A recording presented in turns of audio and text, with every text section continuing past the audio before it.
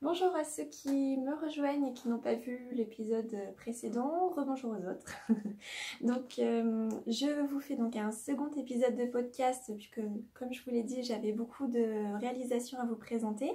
Donc dans cet épisode je vais vous présenter un patron de robe et puis essentiellement des réalisations de patrons de blouse ou suite. Donc déjà je me représente puisque je ne le fais pas à chaque fois, donc je suis Émilie, alias Amy's Couture, donc sur YouTube et également sur Instagram. Voilà, donc sachant que sur Instagram je poste régulièrement mes réalisations, donc si vous voulez me suivre en dehors des podcasts, n'hésitez pas. Voilà, donc la première réalisation que je vais vous présenter en blouse, ou non, plutôt je vais vous présenter la robe en premier. Donc la robe que j'ai réalisée, donc c'est la toute dernière, elle n'est pas encore sur Instagram. C'est la robe Sun de PM Pattern. Donc PM Pattern, c'est Papillon et Mandarine, qui est une marque qui fait surtout des patrons pour enfants, mais qui en fait également pour femmes. Alors la blouse Sun, j'ai lorgné dessus cet été, tout cet été. Je voyais des blouses, des robes passer, je la trouvais très jolie en double gaze. Je me suis dit bon, j'ai d'autres projets, donc ça sert à rien de l'acheter maintenant. Et puis en fin de compte, elle fait aussi blouse manche longue, robe manche longue, donc j'ai craqué, j'ai vu une réalisation de robe manche longue et ça m'a donné envie de la faire. Donc j'ai décidé de la réaliser en robe manche longue. Donc cette blouse, je l'ai achetée moi sous forme pochette papier. Donc vous voyez, en fait il y a un empiècement qui part du dos et qui revient devant. Avec des petites fronces sur le devant et des fronces également dans le dos. Donc on peut la faire au niveau du haut, soit sans manches ou avec des toutes petites manches, soit donc avec des manches longues. Et donc après on peut la réaliser en robe. Au niveau des tailles, elle va de la taille 34 à la taille 52. Donc ça c'est intéressant aussi, ça couvre pas mal de tailles. Donc moi j'ai réalisé la taille 36 au niveau de la robe. Sachant que c'est une robe avec une taille élastiquée. J'aime bien l'effet que ça rend. C'est une difficulté sur 3. Donc niveau de difficulté 1, donc c'est accessible aux débutantes. Après les explications sont claires, il y a des schémas détaillés, imagés. Quoi vous dire d'autre? Bon, voilà, moi je l'ai trouvé simple à réaliser. Après on peut mettre ou ne pas mettre au choix un passepoil au niveau de l'empiècement. Donc moi j'ai choisi de mettre un passepoil. Voilà, donc j'ai mis un passepoil bleu marine. Et donc le passepoil en fait il fait le tour du col et il revient juste au-dessus des fronces devant. Voilà. Donc moi je l'ai réalisé dans un tissu, c'est une sorte de viscose polyester. C'est un coupon que j'ai pris chez Couturette, ou Cousette, Couturette je crois.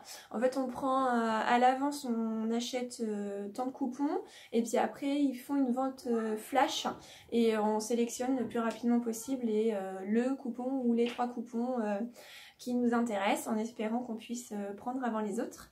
Et donc c'était un coupon que j'ai payé 9,90 € les 3 mètres. Donc il faut un peu plus de 2 mètres. Donc ça vaut le coup, hein, ça me fait à peu près 3 € le mètre. Voilà, donc avec des petites fleurs, je trouvais joli. Et donc après, on a la taille qui est pour la robe en fait. On a la taille qui est avec un élastique qu'on coud à l'intérieur. Et on peut aussi, si on a un joli élastique, le coudre sur l'extérieur. Après, c'est au choix. Donc je vais vous la passer pour vous montrer ce que ça donne. Donc voilà ce que ça donne portée. Donc moi en fait avant de coudre l'élastique j'ai mis sur moi pour voir où il fallait que je mette l'élastique pour avoir ce rendu un petit peu blouson que je voulais. Donc vous voyez au niveau des manches on a un tout petit poignet de manche qui fait que la manche est blousée. Donc les empiècements avec le passepoil un petit peu froncé. Voilà, et donc elle arrive tic, juste au-dessus du genou. Voilà, donc je suis très à l'aise dedans, je trouve le rendu très joli, j'aime beaucoup. Donc ça ne sera pas la dernière, en tout cas il y a tellement de possibilités que... Voilà, donc après les épaules elles sont un petit peu froncées. Et puis donc j'ai pris l'encolure sexy, parce qu'il y a ultra sexy, sexy ou sage. Donc j'ai pris entre les deux, sexy, pour moi c'est parfait au niveau de l'encolure. Voilà. Voilà pour ce patron donc Sun de PM Pattern. Ensuite, j'avais besoin de haut, donc je fais une blouse et 2 sweats. Donc la blouse que j'ai réalisée, c'est la blouse La Blonde, que vous devez connaître également, de Delphine et Morissette. Donc la voici. Donc c'est une blouse en fait avec des empiècements qui remontent là comme ça sur les épaules. On met du passe-poil, hein, c'est ce qui fait aussi le charme de cette blouse. Et on peut la faire, et donc il y a le passe-poil aussi parce qu'il y a un empiècement dans le dos. Et on peut la faire manche longue ou manche courte. Et les empiècements donc ici et dos sont doublés. En termes de taille, ma fille s'est invitée sur la vidéo. Donc en termes de taille du coup, elle va de la taille 34 à la taille 54, donc c'est pareil, il y a une grosse marge au niveau des tailles. Au niveau des tissus, je crois que c'est 1,50 m. Alors manche longue, moi je l'ai fait en 36, c'est 1,90 m, donc ça demande quand même pas mal de tissu. Au niveau des explications, alors là le bas blesse, hein. Mais je suis pas la première je pense à le dire. Bah clairement en fait on a une suite de textes, on n'a aucun schéma. Après il y a un pas à pas en photo, mais personnellement si j'avais jamais réalisé de blouse ou mis du passepoil, ça aurait pas été non plus très clair. Donc c'est déjà mieux d'avoir un pas à pas que les explications. Mais voilà, c'est pas conseillé pour les débutantes à cause de ça. Parce qu'après en soi la réalisation, il n'y a rien de très compliqué. Et d'ailleurs c'est dommage parce que si il y avait l'effort de fait par rapport à ça, je pense qu'elle serait vraiment accessible à tout le monde. Voilà, en tout cas si vous êtes débutante, ne vous lancez pas là-dedans. Il faut vraiment déjà avoir cousu des empiècements, mis du passepoil, etc. pour comprendre un petit peu la logique. Après, à côté de ça, elle taille très bien. Est-ce que je l'ai rallongée ? Je regarde. Donc moi j'ai fait une taille 36. Au niveau du tissu, oui, je vous ai pas dit. Donc moi j'ai pris un tissu en coton avec des petites fleurs bleues qui fait un petit peu effet Liberty. Et j'ai pris un passepoil marine satin. Donc c'est un tissu que j'avais acheté je crois chez Toto. Il devait être à 10 € le mètre. Alors oui, sur ce patron là, pareil, au niveau du patron, donc c'est patron PDF. Moi ma taille 36 c'est parfait, je pouvais tout découper.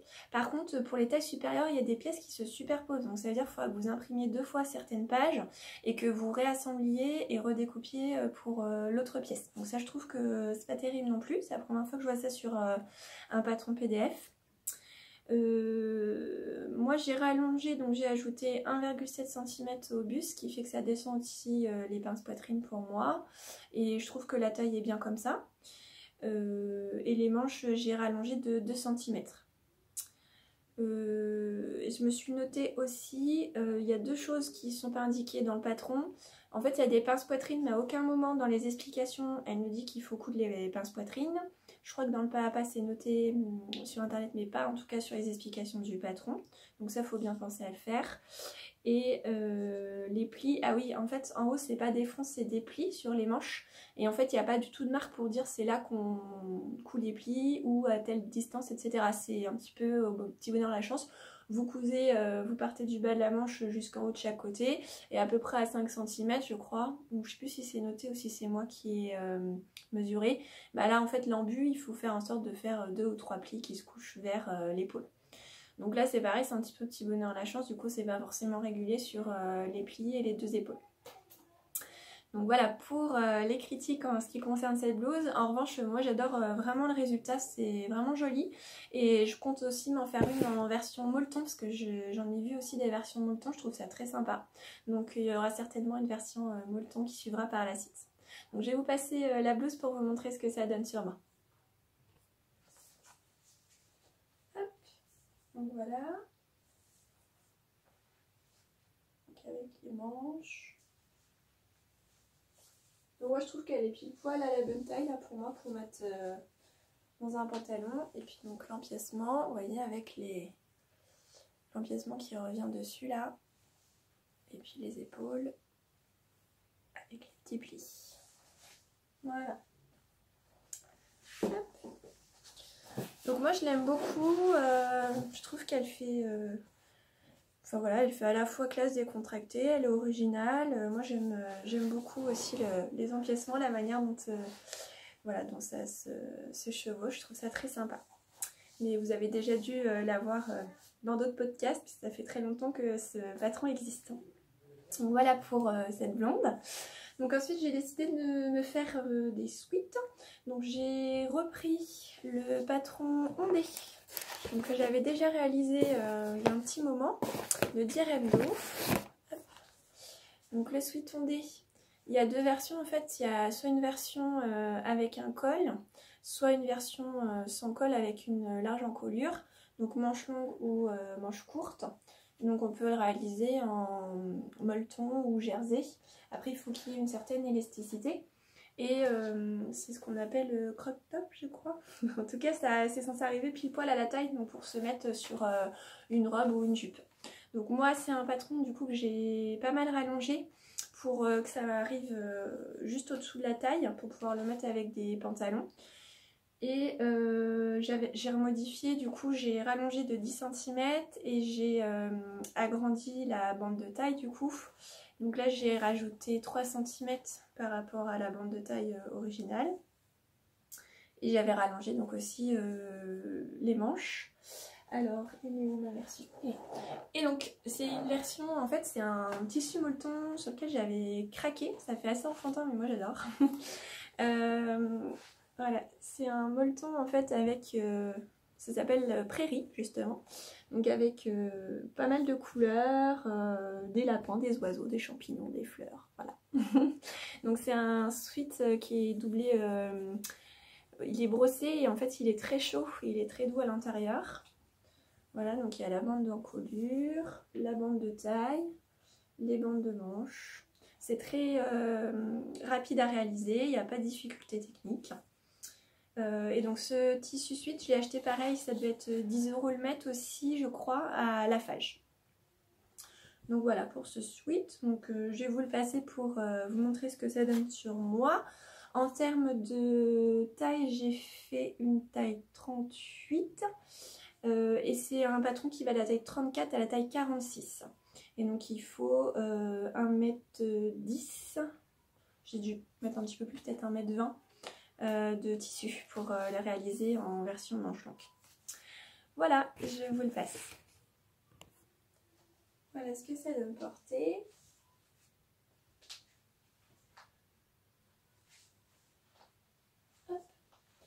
Voilà, c'est vrai que ce qui est joli, c'est que c'est quand même très près du corps. L'encolure, elle est jolie, elle est bien dégagée.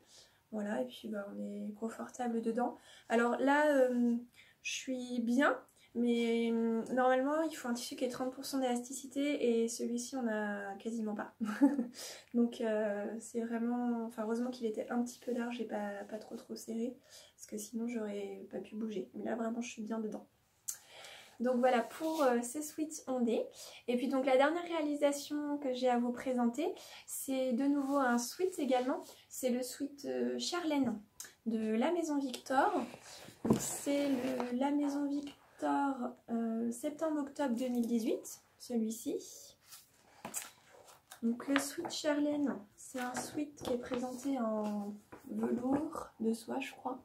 Vous voyez la particularité en fait, c'est les manches qui sont ballons un peu, avec de longs bracelets de manches.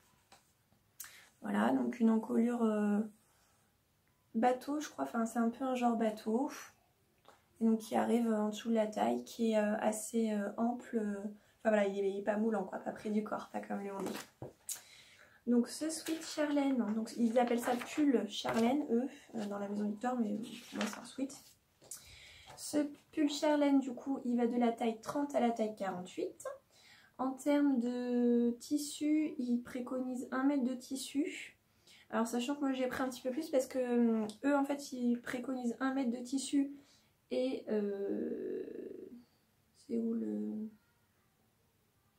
Et 60 cm de barcoat. Et moi en fait du coup j'ai pas pris de barcoat, j'ai fait tout dans le même tissu. Au niveau du tissu, moi j'ai pris c'est un jersey effet maille que j'ai acheté chez Self Tissu.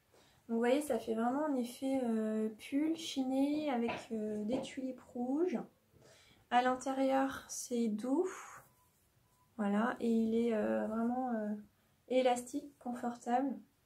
Et il tient chaud aussi. Voilà, donc j'aimais beaucoup ce tissu. Donc comme je vous le disais, moi les bracelets de manche, je les fais dans le même tissu, ainsi que l'encolure, enfin la bande d'encolure et la bande de taille.